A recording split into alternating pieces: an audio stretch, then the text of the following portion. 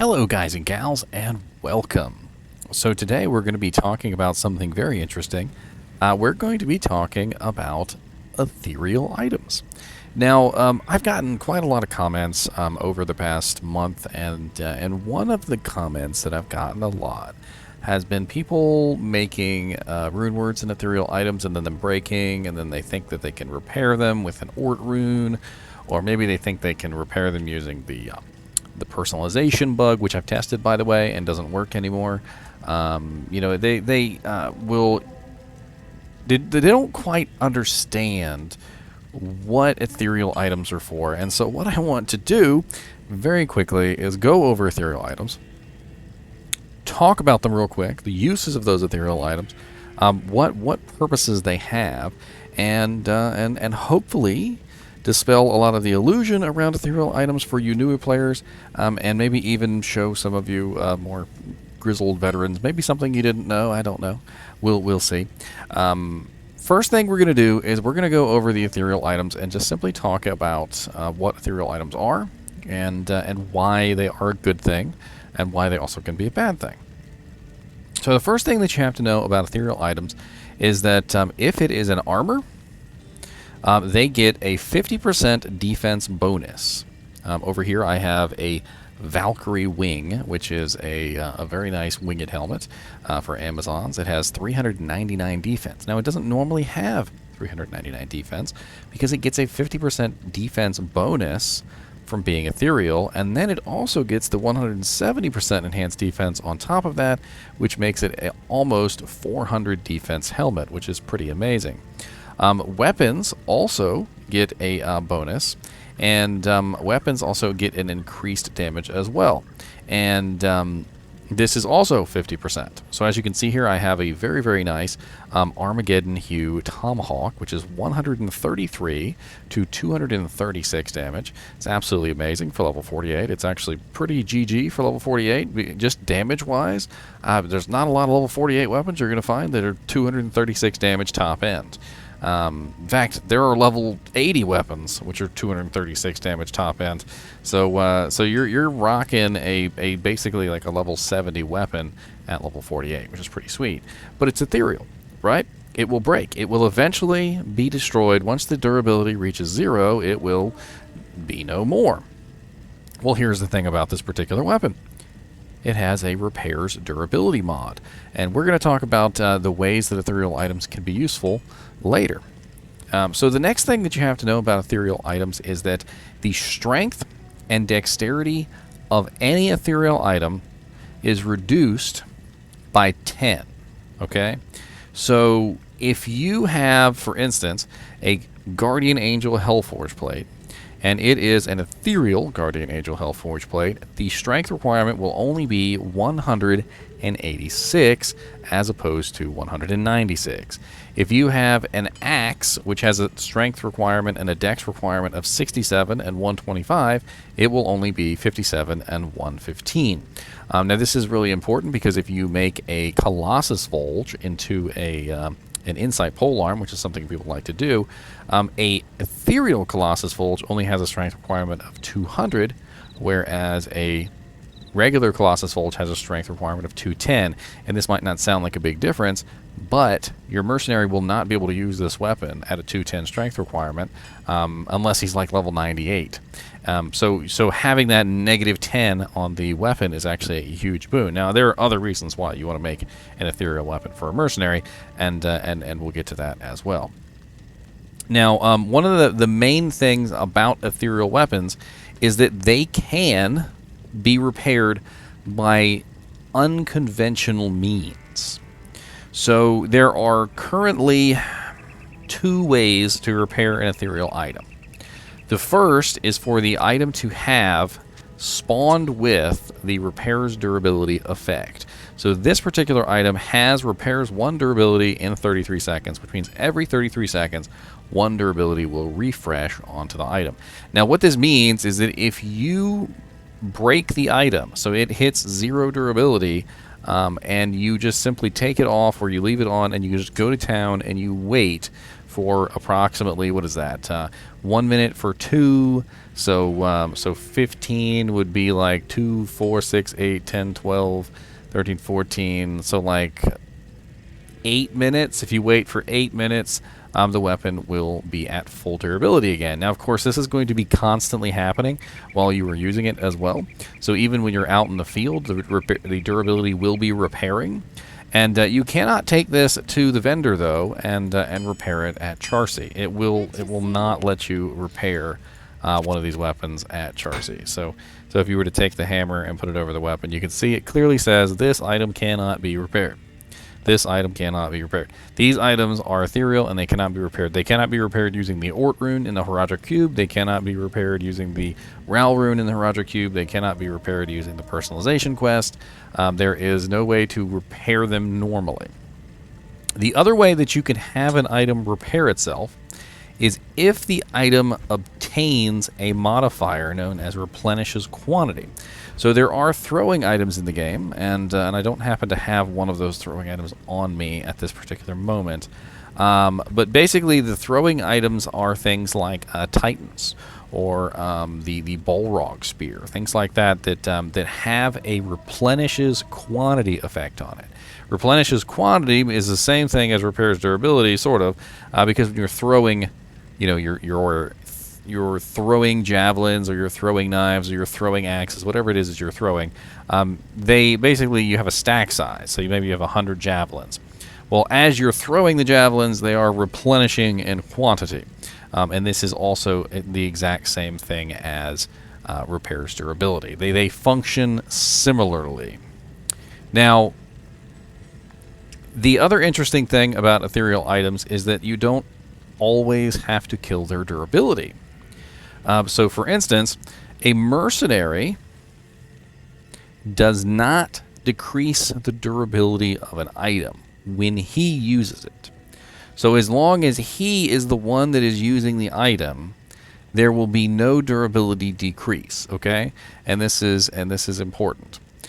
Because when you're making ethereal items, or you're looking for ethereal bases, or you find an amazing like ethereal helmet or something like that, like say for instance you found an ethereal Tomb Reaver Cryptic Axe, or you find an ethereal Hone Sudan Yari, these items can be absolutely amazing for mercenaries because they literally cannot be broken while on the mercenary.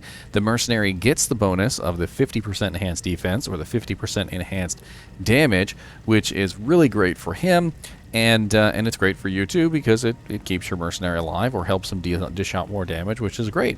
Which is why people will make an insight polearm, for instance, in a ethereal Colossus Fulge as opposed to a regular, because the ethereal Colossus Fulge has way more damage than the regular one. As you can see, this one is 886 to 765, and the one that my mercenary is using right now is the Crescent Moon Cryptic Axe, which is also very, very nice damage with the with 138 to 634. So a higher bottom end, lower top end, but still very, very good. Now, what about items that you would like to wear that are ethereal? Well, let's say you find a ethereal Guardian Angel Hellforge plate. Well, you don't find a Hellforge plate; you have to upgrade it. So a Guardian Angel Templar code, and you want to use this ethereal Guardian Angel Templar coat. Maybe you upgrade it to the Hell difficulty, the Hellforge plate, and it has massive amounts of defense. As you can see, this one is not ethereal, and it has 1,542. It already has amazing defense without the ethereal modifier. So with the ethereal modifier, you're looking at close to like 2,000 defense on one plate of armor. And the stats on the Guardian Angel plate are actually very amazing for a lot of characters. That 15 to all max is absolutely great. The defense is awesome. The faster block rate, faster blocking is nice. And of course, if you're a paladin, the plus to paladin skills is great. But if you were to use an ethereal plate on your character, it would break, right? So what do you do? Well, you could take a Zod Rune, which is the rune that has the modifier Indestructible. As you can see, this Breath of the Dying is made in an ethereal Berserker's Axe, and because it is ethereal, it would eventually break. However, Breath of the Dying contains the rune Zod, which is an indestructible modifier. So when you take a Zod rune and you put it in an item, the item becomes indestructible. So if I were to find a Guardian Angel Templar coat and it was ethereal, I could theoretically upgrade it, put a Zod rune in it, and it would be indestructible. It would be very cool too, because it has that, if you notice, items that are ethereal have that see-through sort of demeanor, and as you can see, I am also see-through. I figured, why not? We're talking about ethereal items. I want to be see-through too. Let's all be see-through together. So when you're thinking about ethereal items, think about the fact that, number one, they're great for mercenaries. Number two, they could potentially be amazing items for you to upgrade and put a Zod rune in. Take this Valkyrie Wing, for instance. I'm not exactly sure I'd like to waste a Zod rune in this, but think about how much defense it would have if I upgraded it to a Spired Helm and put a Zod rune in. You know what? Let's do a quick calculation, because why not? This is a video about ethereal items, so we're going to pull my calculator up here. And I am going to look up how much defense this particular helm would have if it was ethereal, or if it was upgraded. All right, so first off, we know for a fact that it is 399 defense, so we have to subtract 170% from that. So minus 170%.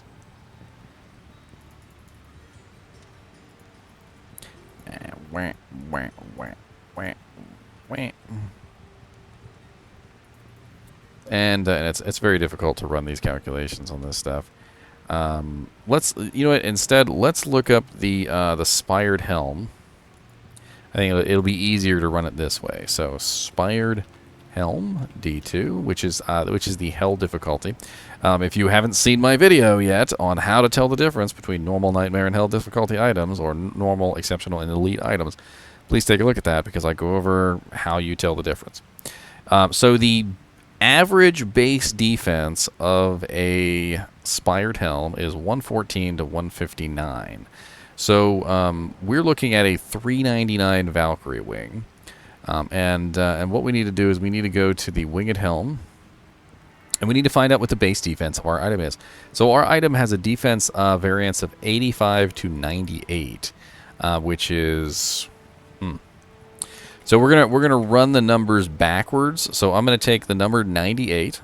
I'm going to add 50% to the defense, which makes it 147, and then I'm going to add 170% to that number, and that gives me 396.9.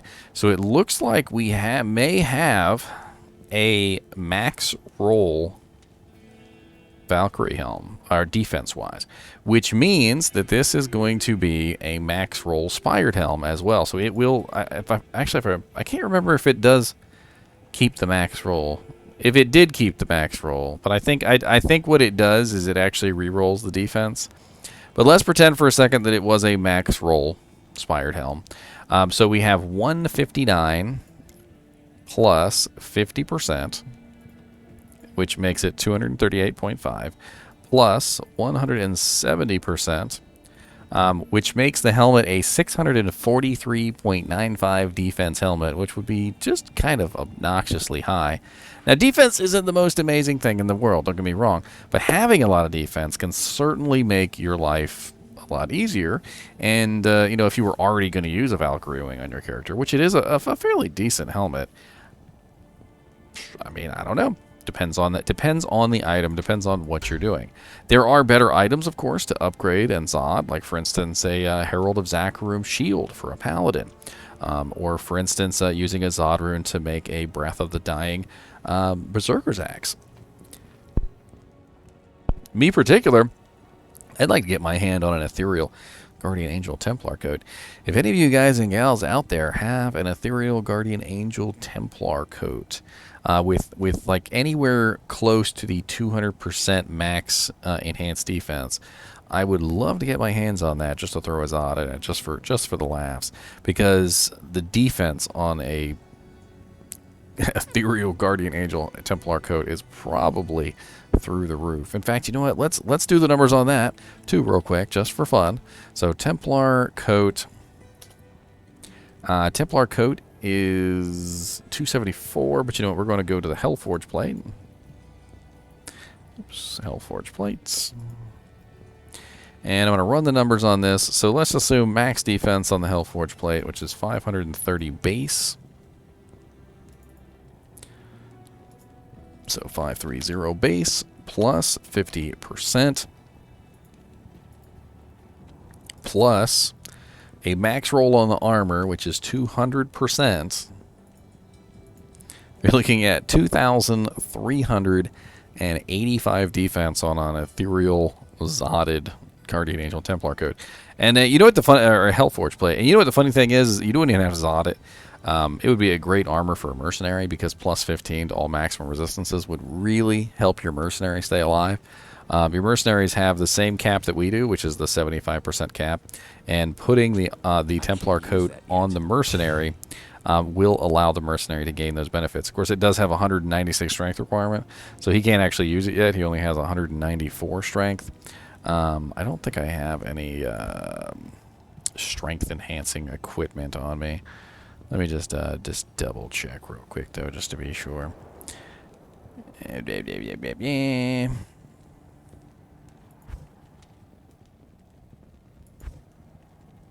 No strength on you. No strength on you. No, I don't have any strength enhancing equipment, unfortunately. Not for mercenaries anyway. Not even my helmet qualifies as a good item, which is sad because I would like to have shown you the 75 to all resists. But you can see the 75 to all resists on me as well. You see I have 95%, 95%, 93%, 90. I have other increases to my maximum resistance, so I'm actually higher than what this armor gives you. So 75 plus 15 is 90. So I have some other bonuses besides just the armor. So I hope I've given you an idea of what ethereal items are useful for. You know, what not to do with them. You know, don't just break them, because you know they can be very useful.